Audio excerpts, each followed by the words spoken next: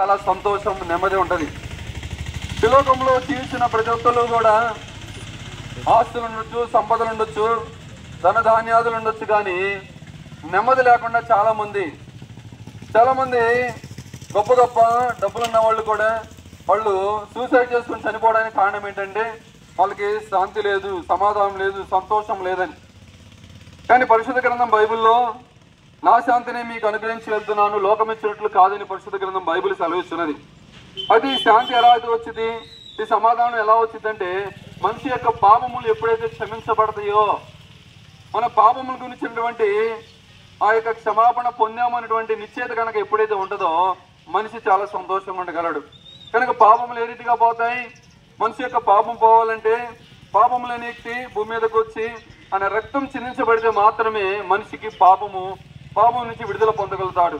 కనుక ఆ రీతిగా ఎవరైనా పొందారని కనుక మనం చరిత్రలో ఆలోచన చేస్తే ప్రభువైన యేసుక్రీస్తు వారు 2025 సంవత్సరాల క్రితము ఈ భూమి మీదకి వచ్చి మనుషులందరి నిమిత్తమై ఆ కలువరి శిలువలో ప్రాణం పెట్టి ఆ రీతిగా కలువరి శిలువలో ఆయన మనుషులు చేసిన పాపం నిమిత్తమై ఆ రీతిగా బలియాగంగా అర్పించబడుతూ వచ్చాడు.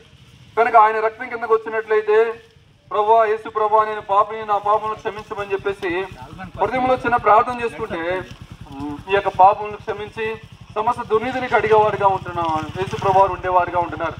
ఇక్కడ మేము కూడా ఒకప్పుడు యేసు ప్రభు నమ్ముకో ముందు మా హృదయంలో కూడా సంతోషం లేదు, శాంతి లేదు, ఆనందం లేదు.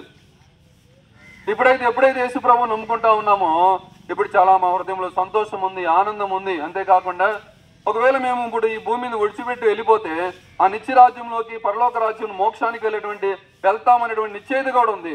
మనకి ఇలాంటి నిశ్చయిత మీకు కూడా కావాలంటే ప్రభువైన యేసునందు విశ్వాసం ఉంచండి. అప్పుడు మీరును మీ ఇంటి వారును గొప్ప ఆత్మరక్షణ పొందుదురు. మేము ఇక్కడ నుంచి వెళ్ళబోయే ముందు మీ గురించి చిన్న ప్రార్థన చేస్తాం.